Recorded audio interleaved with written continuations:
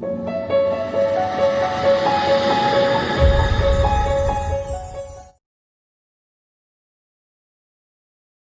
बच्चों, क्लास 12 आपके लिए धमाकेदार न्यूज है क्योंकि माध्यमिक शिक्षा परिषद ने भौतिक विज्ञान के 30% सिलेबस को कम कर दिया है।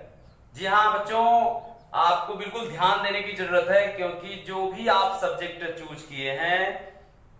कक्षा 12 के लिए यानी कि इंटरमीडिएट के बोर्ड की एग्जाम देने के लिए आपकी जो भी सब्जेक्ट हैं उन सभी सब्जेक्टों का जो 30% सिलेबस है वह हटा दिया गया है और बाकी के जो 70% जो सिलेबस बचा हुआ है केवल आपको उन्हीं की प्रिपरेशन करनी है। तो बच्चों, आज की इस वीडियो में आपको यही बताना चाहूंगा कि जो भौतिक विज्ञान का जो पाठ्यक्रम जो 2020-2021 यानी कि जो लॉकडाउन के कारण जो प्रभावित हुआ है, तो इस लॉकडाउन के कारण जो हमारी पढ़ाई प्रभावित हुई है उसके कारण से 30% का जो सिलेबस है उसको घटा दिया गया है। अब हमें यह जानना है कि वह जो 30% का भौतिक विज्ञान का जो 30% का जो पाठ्यक्रम कम हुआ है उस भौतिक विज्ञान में हमें क्या नहीं पढ़ना है। जी हाँ बच्चों, इसका ध्यान दीजिएगा क्योंकि जो 30% सिलेबस कम हुआ है मैं आज उसी की बात करने वाला हूं, यानी कि हमें क्या क्या नहीं पढ़ना है, यानी कि 30% सिलेबस में कौन कौन से टॉपिक शामिल है। तो चलिए हम लोग स्टार्ट करते हैं कि जो हमारा खंड क है यानी जिसे हम कहते हैं कि भौतिक विज्ञान फर्स्ट है, जबकि भौतिक विज्ञान में केवल एक ही पेपर होता है, लेकिन जो खंड क है हमारा, तो खंड क में यानी कि जो पहली इकाई है स्थिर वैद्युत की, स्थिर वैद्युत की में यानी कि जो पहली इकाई है उसमें से एक समान आवेशित पतले गोली खोल उसके भीतर और उसके बाहर यानी कि भीतर के बाहर वैद्युत क्षेत्र की तीव्रता ज्ञात करना, यानी गॉस के नियम से। यानी गॉस के नियम के अनुप्रयोग में आपने पढ़ा होगा कि एक समान आवेशित पतली गोली कोश के भीतर बाहर और उसके पृष्ठ पर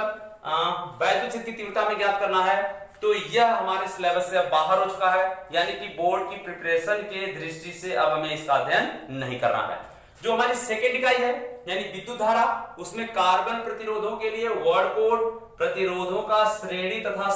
पार्श्व क्रम में संयोजन। जी हाँ बच्चों, कार्बन प्रतिरोधों के लिए जो वर्ड कोड हम लोग पढ़ रहे थे वो भी अब सिलेबस से बाहर हो चुका है। इसके साथ साथ जो प्रतिरोधकों का श्रेणी क्रम में और समांतर क्रम में संयोजन है वह भी अब सिलेबस से बाहर हो चुका है। इसके बाद जो तीसरी हमारी इकाई है विद्युत धारा का चुंबकीय प्रभाव तथा चुंबकत्व, यानी कि जो हमारे तीसरी इकाई जो तीसरा लेसन है उसमें चुंबकीय द्विध्रुव यानी कि क्षण चुंबक के कारण इसके अक्ष के अनुदिश तथा अक्ष के अभिलंबोत चुंबकीय तीव्रता हमें नहीं पढ़नी है। इसके बाद एक समान चुंबकीय क्षेत्र में चुंबकीय द्विध्रुव यानी क्षण चुंबक पर बलागुण यानी बलयुक्त का आघूर्ण भी हमें नहीं पढ़ना है, चुंबकीय अवयव नहीं पढ़ना है, चुंबकीय प्रतिचुंबकीय तथा लव चुंबकीय पदार्थों के उदाहरण सहित बिल्कुल ये टॉपिक अब सिलेबस से बाहर हो चुकी है। इसके साथ विद्युत चुंबक और इनकी तीव्रताओं को प्रभावित करने वाले कारक और साथ में अस्थायी चुंबक भी अब सिलेबस से बाहर हो चुका है। जी हाँ बच्चों, अगर आप बोर्ड की दृष्टि से प्रिपरेशन कर रहे हैं तो आपको इन सभी टॉपिकों को क्या करना होगा, अब छोड़ देना होगा, यानी कि अब इनकी प्रिपरेशन आपको नहीं करनी है। इसके बाद से जो चौथी इकाई है, चौथी इकाई क्या है, विद्युत चुंबकीय प्रेरण है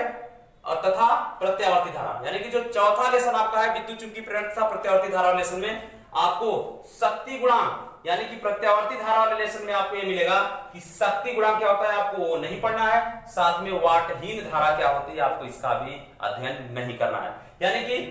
विद्युत चुंबकीय प्रेरण और प्रत्यावर्ती धारा वाले लेसन में आपको शक्ति गुणांक और वाटहीन धारा को अध्ययन आपको नहीं करना है। इसके बाद से जो हमारी लास्ट इकाई है खंड क की यानी कि पांचवी इकाई विद्युत चुंबकीय तरंगे, तो विद्युत चुंबकीय तरंगों में जो विस्थापन धारा की जो आवश्यकता थी, यानी कि ये जो टॉपिक है विस्थापन धारा की आवश्यकता, आपको इसका अध्ययन नहीं करना है। तो जी हाँ बच्चों, आपको बिल्कुल ये ध्यान में रख लेना है कि कौन कौन सी टॉपिक आपको पढ़नी कौन सी नहीं पढ़नी है। तो मैंने आपको वह टॉपिकों के बारे में बताया है कि जो 30% जो टॉपिक्स कम हुई हैं, तो उस 30% में कौन कौन से ऐसे टॉपिक हैं जो शामिल हैं जिनका अध्ययन आपको नहीं करना है, जो बोर्ड के एग्जामिनेशन में बिल्कुल नहीं आने वाले हैं, यानी आपको बिल्कुल उनको प्रिपेयर नहीं करना है। आपको यदि अपने जानने के लिए आपको जानना है तो आप उसे पढ़ सकते हैं, लेकिन आपको बोर्ड की दृष्टि से इन सभी टॉपिकों का अध्ययन नहीं करना है। चलिए अब हम लोग देखते हैं कि आपका खंड ख में हमें कौन से ऐसे टॉपिक है जो आपको नहीं पढ़ना है, यानी कि 30% सिलेबस में खंड ख में से कौन कौन से टॉपिक शामिल है।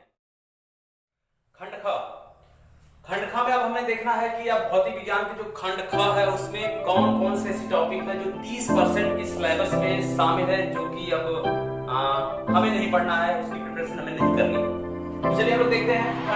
खंड ख में जो इकाई एक है यानी कि प्रकाशिकी वाले खंड में हमें गोली दर्पण नहीं पढ़ना है, दर्पण का सूत्र नहीं पढ़ना है, प्रकाश का परावर्तन नहीं पढ़ना है, प्रकाश का प्रकीर्णन नहीं पढ़ना है, आकाश का नीला वर्ण नहीं पढ़ना है, सूर्योदय एवं सूर्यास्त के समय आकाश में सूर्य का रक्ताभ दृष्टिगोचर होना, यानी कि सूर्योदय और सूर्यास्त के समय जो सूर्य है वह लाल रंग का क्यों दिखाई देता है, इसका भी हमें अध्ययन नहीं करना है। सूक्ष्मदर्शी तथा दूरदर्शकों में की विभेदन क्षमता, इसका भी हमें अध्ययन नहीं करना है। यदि हमें बोर्ड की प्रिपरेशन करनी है तो इन सभी टॉपिकों का अध्ययन हमें नहीं करना है। इसके साथ ही ध्रुवण क्या होता है ये भी हमें अध्ययन नहीं करना है। समतल ध्रुवित प्रकाश, ब्रूस्टर का नियम तथा पोलराइडों का उपयोग, इन सभी टॉपिकों को क्या किया गया है कि 30% के सिलेबस में रखा गया है, जो कि अब यूपी बोर्ड के कक्षा 12 की भौतिक विज्ञान के सिलेबस से बिल्कुल बाहर हो चुके हैं। इसके साथ जो सेकेंड इकाई हमारी है यानी कि जो दूसरी इकाई द्रव्य तथा विकिरणों की द्वैत प्रकृति, यानी कि सेकेंड इकाई द्रव्य तथा विकिरणों की द्वैत प्रकृति में हमें डेविसन जर्मर का प्रयोग हमें नहीं पढ़ना है, जिसका कि हमें केवल प्रायोगिक विवरण न दिया जाए, केवल हमें व्याख्या ही पढ़नी थी, लेकिन अब वह भी बिल्कुल सिलेबस से बाहर कर दिया गया है। इसके बाद जो हमारी तीसरी इकाई है परमाणु तथा नाभिक, यानी कि जो तीसरी इकाई परमाणु तथा नाभिक है, इसमें रेडियो एक्टिविटी, अल्फा, बीटा तथा गामा कण या किरण, क्योंकि अल्फा और बीटा कण होते हैं और गामा किरण, और इनके जो गुण हैं यानी कि अल्फा, बीटा, गामा किरणों के जो गुण हैं हमें अब उसका अध्ययन बिल्कुल भी नहीं करना है, यानी उसे हमें उसकी प्रिपरेशन नहीं करनी है। रेडियोएक्टिव क्षय का नियम, बंधन ऊर्जा, प्रति न्यूक्लियन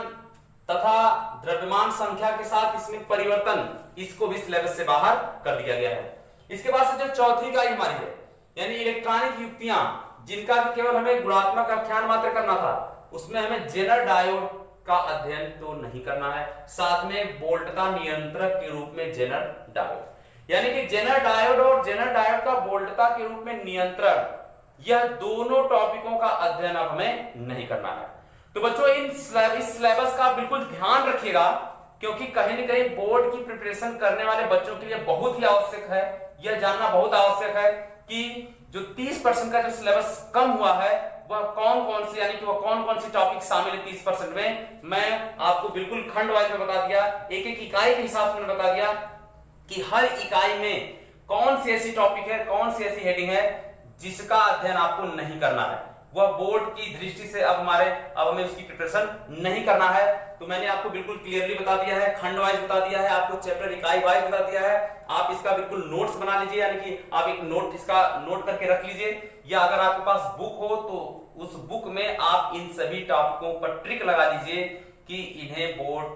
के सिलेबस से अब बाहर कर दिया गया है, यानी इनकी प्रिपरेशन हमें नहीं करनी है। तो दोस्तों